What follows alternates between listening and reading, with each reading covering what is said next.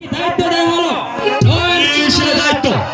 নয়ন কুমার এখন বড় হয়েছে, লেখাপড়া করার শিকার বয়স হয়েছে, তাই আগামীকাল নয়ন কুমারকে স্কুলে ভর্তি করে দিয়ে আসবেন।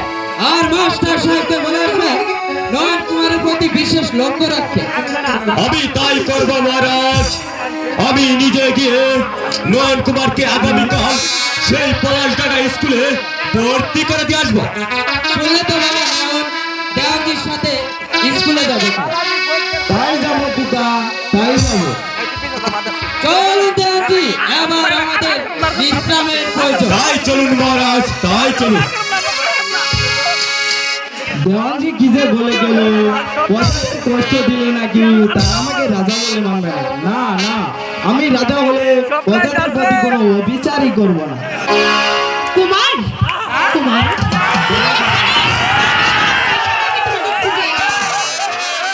বলো স্বপ্না। আমি শুনলাম তোমার পিতা নাকি তোমাকে কাল স্কুলে ভর্তি করে দেবে। সাউন্ডটা মনিটরে দেন তো, মনিটরে সাউন্ড দেন। তুমি কি জানো আগামী কাল আমিও স্কুলে ভর্তি হব। তাই হবে।